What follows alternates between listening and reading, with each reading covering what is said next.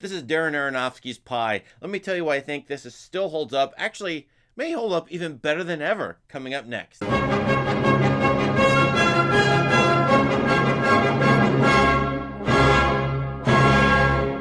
Director Darren Aronofsky, who I really like, he's now made a number of movies. This is his first movie made on a shoestring budget of $130-some thousand.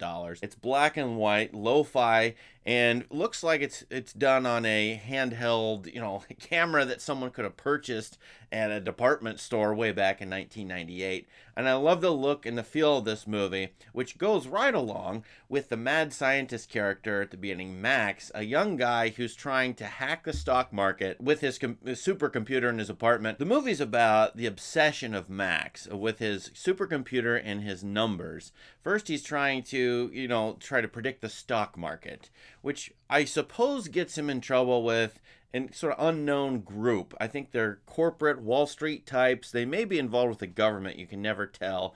And they keep coming after him, really just seemingly politely wanting to make contact with him, calling him on the phone repeatedly. Max seals himself off from the world. He's got a number of neighbors in his apartment who want to come up to him and ask him questions and interact with him, but he sealed himself off in a mad scientist laboratory. That's what makes me say this is a mad scientist movie, where he's trying to use his computer Euclid to do some great and awesome things to really find the ultimate number in nature, as it turns out. He has a mentor named Robeson, who I think has tried to do something like this before, played by Mark Margolis. A number of you will recognize him. He's sort of a Yoda figure in this movie, who's both warning Max not to become obsessed with finding the ultimate number, but also maybe a little bit interested in what that ultimate number is. At one point, Max has a printout from his computer which shuts down of a 216-digit number. He throws it in the trash.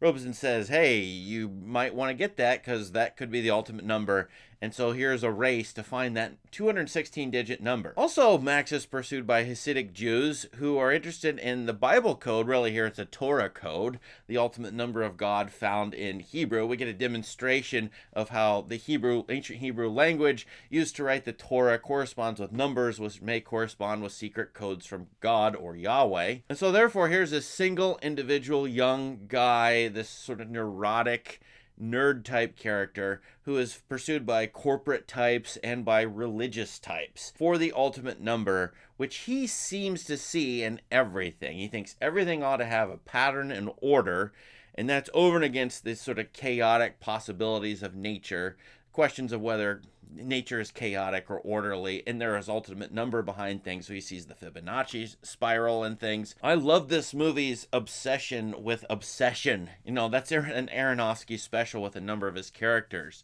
and their single-minded focus on things. And at one point, the Robeson character talks about confirmation bias. If you see the number, whatever number you love, you think the number 7's the ultimate number, you'll start to see it in every single thing in reality and not notice the other things, which is perhaps this guy's problem. Oh, and by the way, Max probably has some kind of psychological disorder, maybe a number of them.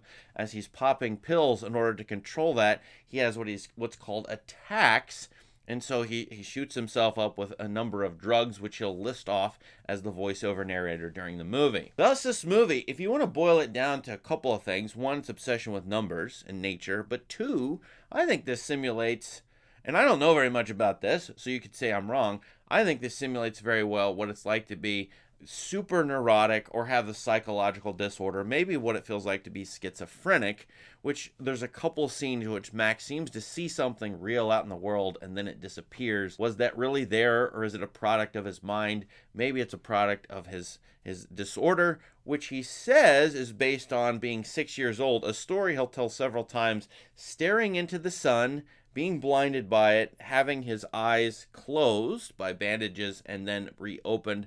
Has he healed? No, maybe this is a source of his quote-unquote attacks. Now, you have to understand, Aronofsky, in my opinion, is a deeply religious director, even though he's going to tell you he's an atheist. There is a lot of play of light and dark, not only in the black and white, but just in the flashes to white, the blackness that is the bandage scenario where you're staring to the sun, you're blinded, and you have bandages over your eyes. The question of, does God exist? Is religion for me? At least for Max in this story, comes up all over the place, but only very subtly. Does God exist as numbers? Has God given secret messages and put secret messages into nature that a numerologist like Max could discern? These come up in the movie, and there's to me, an absolutely wonderful, several wonderful scenes, but the end of the movie is glorious in a lot of ways. And I don't want to spoil it for those of you who hadn't seen it.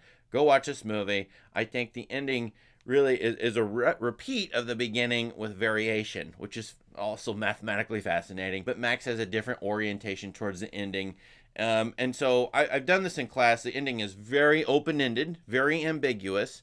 That's against what Max wants out of life, out of nature, out of everything he sees. He wants something certain and determinate, a certain number to be there, a certain pattern or order. And the loveliness to me of the ending, which being so open-ended with probably every possibility in the book, means maybe Max has actually grown. And maybe we need to actually look into this, because one question of the movie is math the language of reality? You know, can everything be reduced to math is another question. And I think various people have answered yes. I mean, algorithms, for example, maybe you can make an algorithm for love, maybe for pain, maybe for suffering. Maybe you can make an algorithm that matches two people together and makes a relationship. Can you make an algorithm out of relationships, out of mysterious human experiences like religious worship or religious orientation? I'm sure someone out there is creating algorithms for all those things and more about the basic and ordinary mysteries of the human condition. Max may want to believe in that, and maybe does, but the movie is maybe, in my read of it, it's citing more with the mystery aspect of reality. We can't actually know reality in full, and maybe math isn't the be-all, end-all of reality. The movie syncs up so well. I said with the late 90s Paranoia movies, Dark City by Alex Proyas, The Truman Show, The Matrix, and some of these movies have the same imagery, the Fibonacci spiral, which can double as being crazy or dizzy, as in old cartoons of old, or exhibiting an elegant order that someone could discern in things. And all of these movies, and more, Enemy of the State, have at their core the idea that a single individual may be able to find the sublayer of reality that's hidden from everybody else. As I said, that's the hope for Max in the movie, or that's the drive for Max in this entire movie, is to be that kind of protagonist, the Neo trying to find the reality that maybe is in the simulation and who's really in control of the Matrix, and hopefully he can find that pattern and order maybe in this movie. Now, just to say, the cover of this movie was mysterious as well. For those of us who went to Blockbuster and saw it in a video rental store, an aisle, where all of these boxes were, almost all of which do what YouTube thumbnails do, put human faces on them, here are famous people, and you see the cover, it's like just black and white, and it has the symbol pi on it. Well, what's that? Actually, I remember that being a mystery that people were drawn towards, and a number of people of my ilk, young 18, 20-somethings, were interested in this movie, partly because of the cover art and the mysterious draw-in that had. I think that's a feature of the movie that probably is missing for those of you who are streaming it, but I think that's an interesting feature of it. Now, Aronofsky went on to do a number of movies that I have praised. I really like most of his movies. I think, though, this could be his best movie. I think one of his 2 or 3 best still, partly because it holds up to modern sensibilities of turning everything into algorithms and making the whole world into a giant algorithm or mathematical formula that can suck people in, a la social media. So I find the tie-ins there to be somewhat tantalizing, and I find that if Max were to come along 10 years later, he would have gone off to Silicon Valley and worked for Facebook. I think that's the social network later on in 5 to 10 years coming after this movie is going to come up in certain ways. So what do you think of Pi? What do you think of some of the things I said? Let us know in the comments. Please subscribe to this channel for more great content. Thanks, and have a great day.